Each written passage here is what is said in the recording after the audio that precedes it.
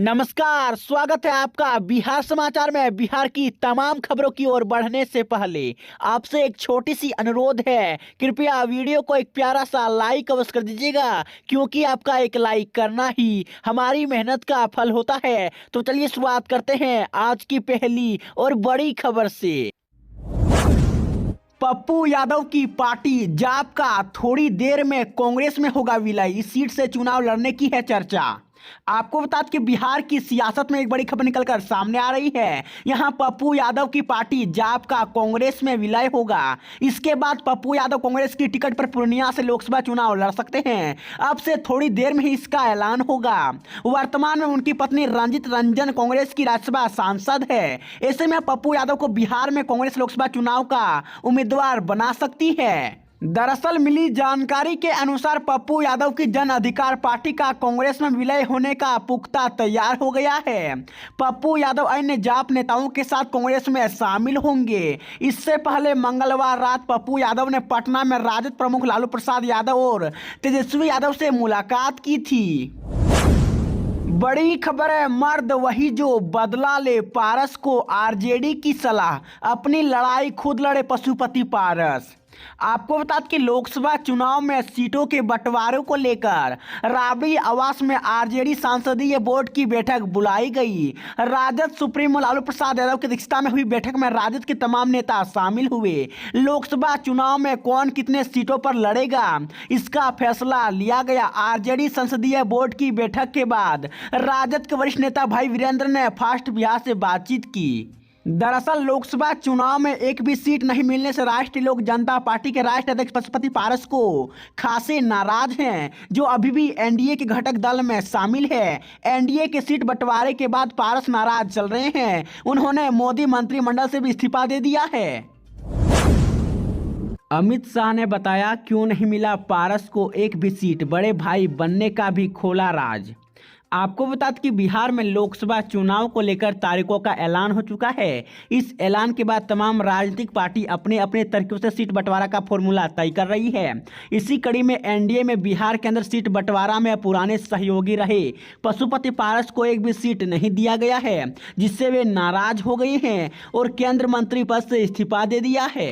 दरअसल अमित शाह ने कहा कि पशुपति पारस से अब समझौते की गुंजाइश कम रह गई है। ऐसे में अभी कह सकते हैं कि लगभग नहीं के बराबर हैं। हमने उनको मौका दिया था, अगर पूरा परिवार साथ में आता तो ये अच्छा होता, लेकिन अब उनका निर्णय था और पार्टी के नेतृत्व की तरफ से निर्णय लिया गया है। नाराजगी की खबरों पर बोले उपेंद्र कुशवाहा, सभी दल चाहते हैं कि अधिक सीटों पर चुनाव लड़े।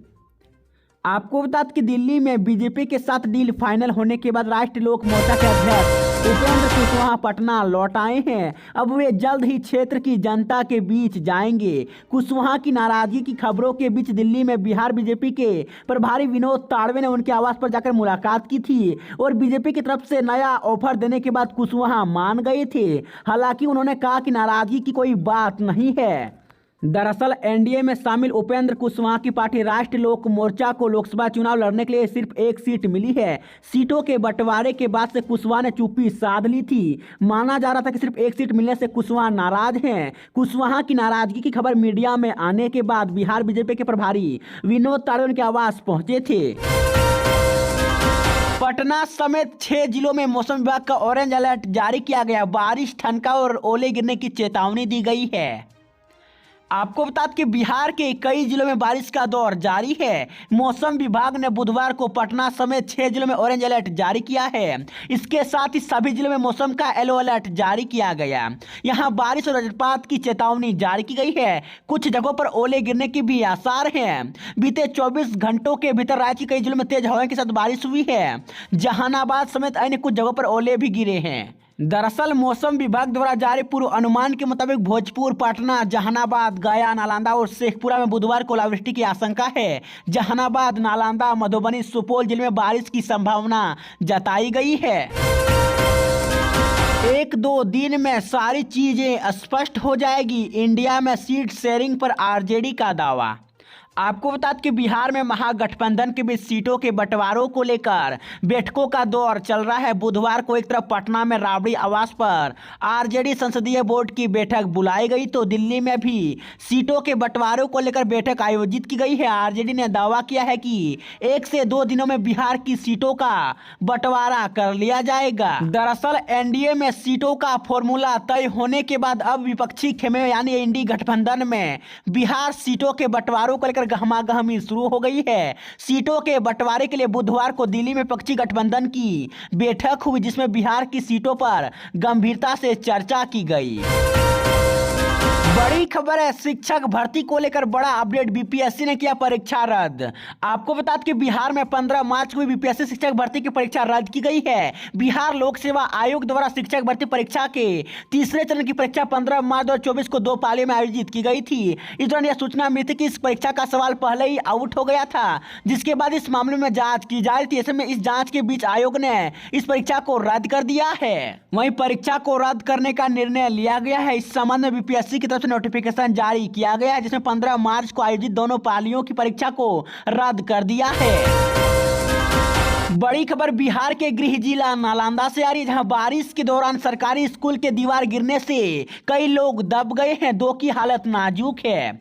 आपको बता दें कि बिहार के नालंदा से बड़ी खबर है, जहां सरकारी स्कूल की दीवार गिर गई है। इस हादसे में कई लोग घायल हो गए हैं और अब तक 2 लोगों की अस्पताल में भर्ती कराया गया है। इस घटना के बाद पूरे इलाके में अफरा तफरी का माहौल कायम हो गया है। दरअसल मिली जानकारी के अनुसार जिले के लहरी थाना क्षेत्र में एक बड़ा हादसा हुआ है, जहां एक सरकारी स्कूल के निर्माण के दौरान बाउंड्री वॉल गिरने से कई लोग दबने की सूचना है। यह घटना लहरी थाना क्षेत्र के बड़ी पहाड़ी हाई स्कूल में हुए हादसे में कई लोग घायल हुए हैं। घटना के बाद इलाके में अफरा तफरी मच गई।